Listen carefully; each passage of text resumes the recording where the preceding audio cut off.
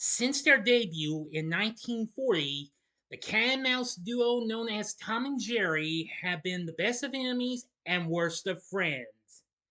Yeah, with Tom getting beaten up almost every time by the little mouse known as Jerry. And can you believe it's been 5 years since they made it onto the big screen, but in a live action film? But we still have the animated cat and mouse themselves. But is it really that bad after 5 years?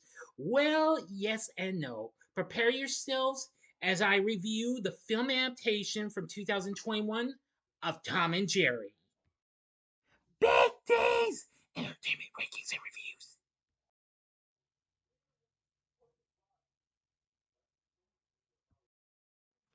So, greetings, my fellow YouTubers, and welcome to Big D's Entertainment Rankings and Reviews. I'm the Big D, and this time around, I bring to you a review of the 2021 live action animated comedy flick Tom and Jerry, or Tom and Jerry the movie in some territories, since there was actually an animated film by that name.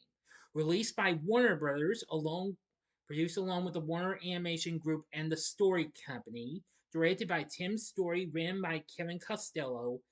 The film is based on the popular characters of the same names that were created by the legendary duo of William Hanna and Joseph Barbera. This is actually since this is actually their second film following the animated Tom and Jerry the movie from 1992. The film stars Chloe Grace Moretz along with Michael Pena, Colin Jost, Rob Delaney, and Ken Jeong. The film was released on February 26, 2021, just close to a year as theaters were recovering from the pandemic that occurred. After years of languishing in development hell, including a live action film in 2009 and an animated film in 2015, well, a live action anime hybrid film was announced for this in 2018. Although it does utilize 3D computer animation, the production developed software and used other techniques to mimic the look of traditional animation. It was released in theaters and on HBO Max for a month. Though it got dissed, but it did decent at the box office. Okay, here's the story. The cat known as Tom dreams of being a jazz pianist, moves to Manhattan, and busks in Central Park, while a brown mouse known as Jerry is in search of a new home. After Tom's piano is destroyed in altercation, and Tom is exposed as a fraud and a regular cat playing the piano by the residents in Central Park, all because of Jerry's antics, he chases the mouse but accidentally tackles a young woman named Kayla Forrester, causing her to lose her job. Down on her luck, Kayla wants to prove her talents and looks for a position at the city's fanciest hotel, the Royal Gate, where Jerry moves in and Tom fails to break in. Kayla, with a stolen resume, is hired to help plan a high profile wedding and gets a tour of the hotel. While Jerry's usual antics involve stealing food and items to ramp up his new home, and Tom plans more strategies to enter the hotel and capture him. Local celebrities Pena and her fiance Ben are greeted. As they arrive, along with their pet bulldog Spike and cat Toots, all except for Spike are unaware of Jerry stealing from Prita's handbag. As the couple and their pets are escorted to their room, Jerry's presence is revealed, which puts the wedding and the hotel at risk. Kayla offers to catch Jerry, but fails and realizes that he will be hard to catch. After many failed attempts, Tom successfully enters the hotel, and his ensuing chase after Jerry wrecks a hotel room. Due to noise complaints, Kayla comes to check and befriends Tom. Due to their shared goal of catching Jerry, the hotel's owner and general manager, Mr. Dubros, hires Tom to exterminate Jerry, while Tom and Kayla's boss, Terrence, threatens to fire them if Tom cannot catch Jerry. After more failed attempts, Tom designs an elaborate mousetrap that gets Jerry out of the hotel. Meanwhile, Kayla helps with the wedding plans and learns that Priya's engagement ring is missing. Jerry returns to clash with Tom on the piano and reveals to Kayla that he had Priya's ring and agrees to give it back to her in exchange for letting him live in the hotel. Before Kayla can agree, Terrence returns from walking Spike and notices Tom looking for Jerry hiding in Kayla's coat pocket, creating a scene that causes Spike, Tom, and Jerry's chase to destroy the lobby. Terrence is suspended while Kayla is promoted to event manager for returning Priya's ring. Kayla tells Tom and Jerry that they will have to get along and spend the next day bonding if they want to stay in the hotel, to which they reluctantly agree. Now for the final act and the ending. As always, you know the procedure. You have 5 seconds to stop this video at once. Go to the description box below and fast forward to the time below. Now, if you've seen this movie already, please continue once the 5 seconds are up.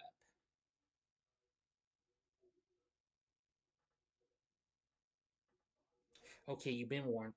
While Kayla takes care of the hotel and manages the wedding with the crew, Tom and Jerry explore the city, barring prison at a pound after inadvertently committing fan interference at a baseball game.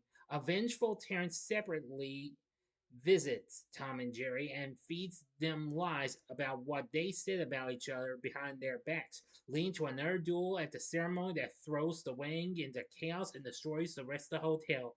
After Kayla comes clean and leaves in disgrace, Terrence evicts Tom and Priya renounces the wedding. Realizing that it's their fault, Tom and Jerry put their differences aside and convince Kayla and the hotel crew, including a skeptical Terrence, to salvage the wedding. Excuse me. The pair lure Priya into to Central Park where the wedding is held. Kayla promises to Priya that Tom and Jerry have atoned for their behavior, and Ben apologizes to Priya for his extensive expenses. In light of impressing her father, Kayla and the stolen resumes owner reconcile with each other and get jobs at the hotel, while Tom finally becomes a jazz pianist and plays the piano for Toots. With Jerry joining the party until a mishap causes them to fight again. End of story. But in a post-credit scene, Ben receives a bill for both weddings. That's the end. So, what did I think of Tom and Jerry? Well, though I've only seen this film one time, I'm gonna say it's okay. It's not really the best and what have you. It does provide a good, fun-filled load of hysterical craziness, and definitely now and just about almost a half a year after this came out, Warner Bros. Animation released a sequel, well, not a sequel, but a spin off series and follow up to the film called Tom and Jerry in New York. And it premiered on July 1st, which again, almost a half a year after that was done. And that series only lasted for a couple until November of 2021, where it ran for an overall total of 2 seasons and an overall total of 13 episodes. 7 for the first half and 6 for the second half, thus forming an overall total of 52 cartoons produced overall. While despite it got released on HBO Max simultaneously in theaters, the film still did well enough. It went on to make 136 million worldwide on its 50 to 79 million dollar budget, despite getting dissed by critics. Eventually, that it did well, becoming the second best opening weekend of the pandemic behind Warner Bros. Previous release, which was Wonder Woman 1984.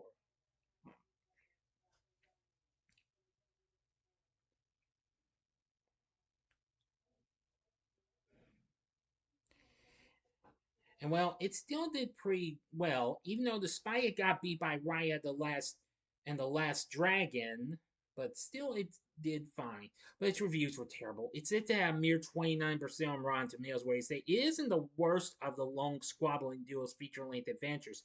Yeah, because they appeared in numerous direct-to-video films, which some weren't, everybody weren't too true. But this film is disappointingly short on the anarchic spirit of their classic shorts. Well, sort of, yes, but and no. This does have a little bit of a funny feel to their a little bit of a feel to their classic shorts in ways. Meg Crick, well, gave this a score of 32, and audiences polled by Cinema Score gave this an A minus. While Post Track reports 79% of audience members gave it a positive score, with 60% saying they would definitely recommend it. The Hollywood reports that audiences should just rewatch Roger Rabbit instead, and wrote that this film is 5 to 10 minutes of action that might have worked in one of the cartoon duo's shorts, surrounded by an inordinate amount of unimaginative, unfunny human-based conflict. Now, in one fairly decent review, Matt Fowler of IGN gave the film a 6 out of 10. Wrote the film is a sufficient family offering with a cool cast, a sparkling soundtrack, and occasional fun. It's too bad that Tom and Jerry often feel like afterthoughts in their own film, and that there wasn't much more for them to do other than serve the stories of others. Well, that's understandable. It got nominated and what have you, even for 2 Razzies, but lost. It even got nominated for favorite movie at the Kids' Choice Awards, but it lost that too. Anyway, yeah. So the film's okay. It does provide some fun antics like you see in the cartoons and what have you. But of the whole, I found the film to be okay. Its score was composed by Christopher Leonards, which was absolutely pretty good. The film was directed by Tim Story, who most people would remember for directing the Barbershop films, as well as the original Fantastic Four from 2005 and its sequel, the Think Like a Man films, and the Ride Along films. Anyway, he does a pretty good job on this and what have you. Now, the movie coincidentally was released on February 26, 2021, on this very day. So today's the film's 5th anniversary, which also just happened to be the birthday of the late great Fred Tex Avery himself. Yes. Who sadly passed away in August of 1980 at the age of 72. Now, he would have been very old by then, but, well,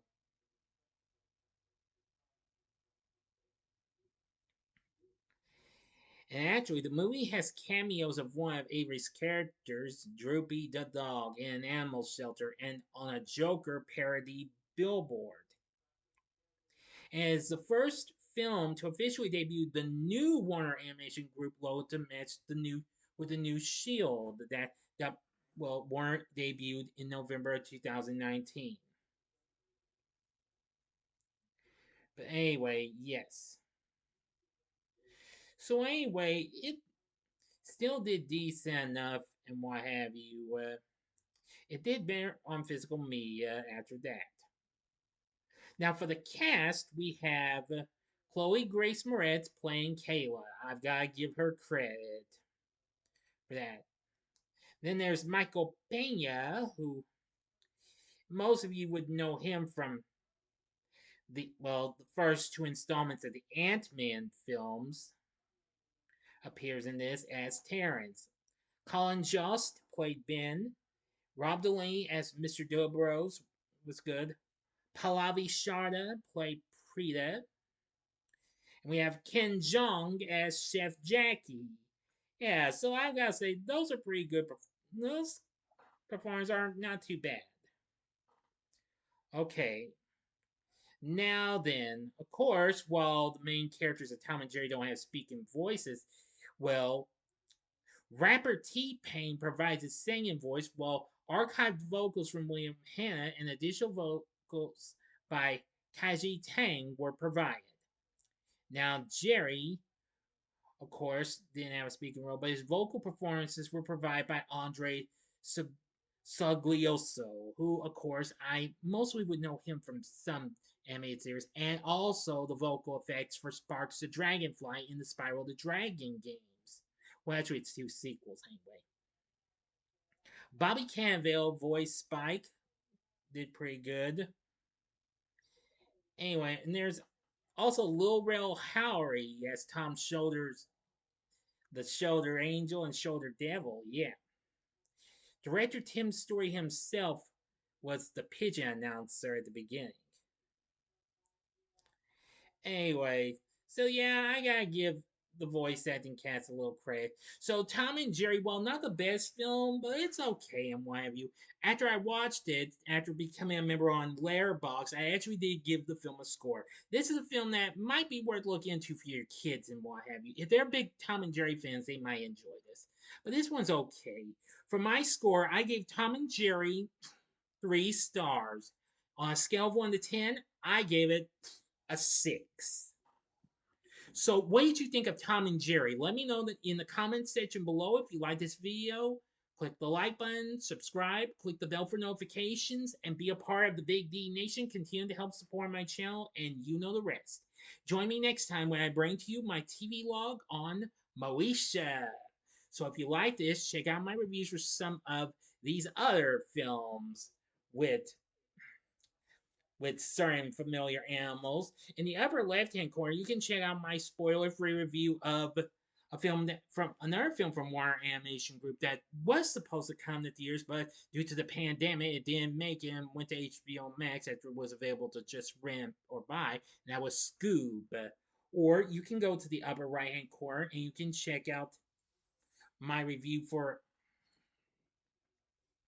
the film adaptation of another their certain type of thing. Well, anime act from Hanna-Barbera that appeared in a live-action film. That was Yogi Bear from 2010. Or if you would like maybe something else though from the director of this film, Tim Story, you can check out my revisited review or review of Fantastic Four from 2005 in the bottom left-hand corner, and the bottom right-hand corner is a button you can click to subscribe. If you like rankings and reviews on movies, TV, music, video games, etc., then I'm your guy. Thank you for watching. Until next time, I'm the Big D saying, see ya.